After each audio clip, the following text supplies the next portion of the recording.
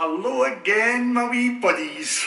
Hello, and welcome to Wanlockhead, where it is blowing a gale, it is bucketing, and it is basically just miserable.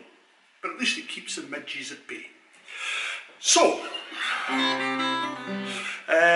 today, Wednesday, the day we put a song up that we rarely, if ever, play at gigs. And this song, I think I played it once at a gig.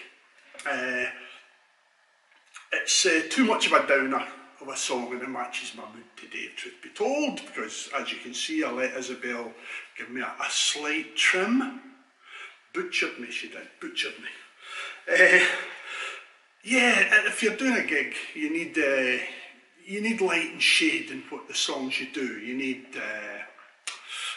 happy songs, sad songs, fast songs, slow songs, funny songs, songs that are a bit more meaningful. You need to mix it all up. You need to be careful how you do it, but you need to mix it all up. So, this one I found was too much of a downer, and once they were down with this one, it was very difficult to get it back up. In fact, if I was writing it again, I would probably do something about the third verse, fourth verse, the last verse. Now this is a wee biblical tale this time. A wee biblical tale, inspired by painting by my hero as far as painting goes, Caravaggio. And this painting is in the Co-Cathedral of St. John in Valletta in Malta.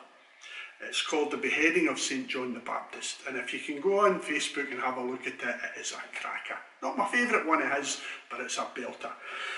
But what you don't get on Facebook is the size of the thing. It is massive, beautiful. But it's unusual, very unusual for Caravaggio, because it's the only painting he signed. And he didn't just sign it, a wee signature down in one of the corners.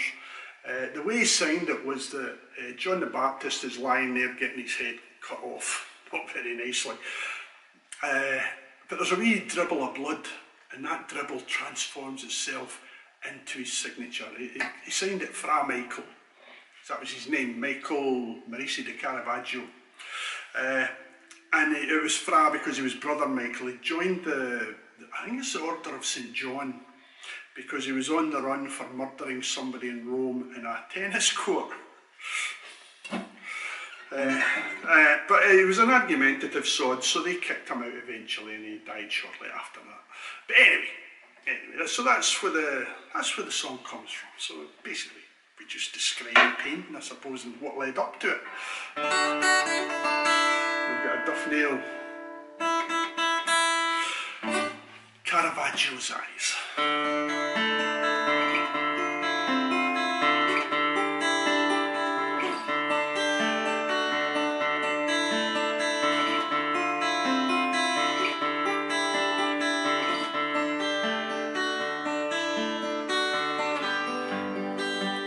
Salome danced for the king,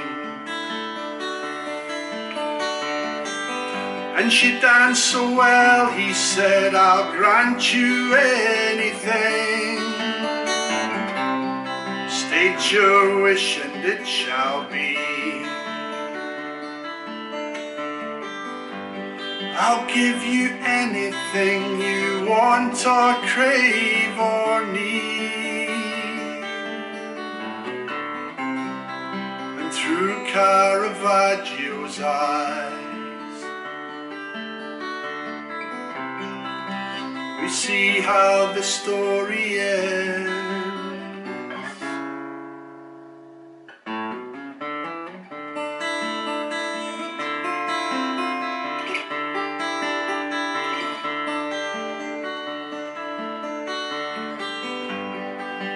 And Herodias gives her advice. The king has promised you, so now you must decide. Go to him and say, bring me the Baptist's head on a golden plate. And through Caravaggio's eyes,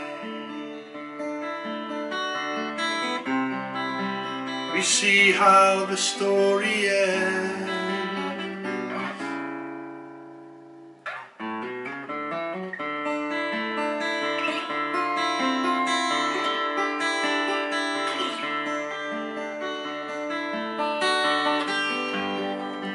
Well, he can't believe what he hears, but make a promise lightly and it will always end in tears. He sees no need to ask her why. A king must keep his word even though innocence may die. And through Caravaggio's eyes, we see how the story ends.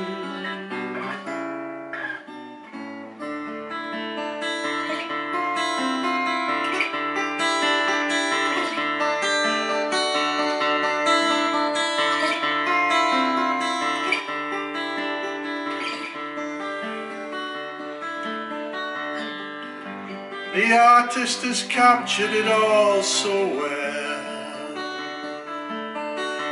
The Baptist lying at their feet like some scene straight out of hell. His hands bound tight behind. The executioner grabs his hair and he reaches for his knife.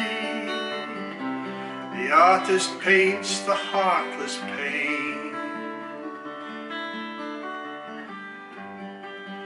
then signs his name in the warm blood of a saint.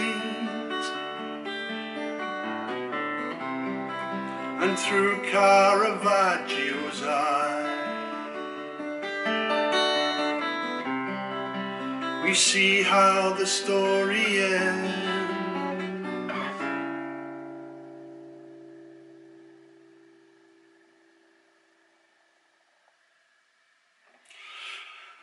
There we go. I hope I haven't depressed you too much, but it kind of sums up my mood, the way I'm kind of feeling at the moment with all this carry on. So, once again, thank you very much for listening. Once again, we'll see you next Wednesday. Blah-de-blah-de-blah-de-blah-de-blah, but do stay safe. Things seem to be easing off a wee bit, apart from the wind and the rain up here. So from Scotland's highest village, it's bye-bye from young Singer, and it's bye-bye from old Dave.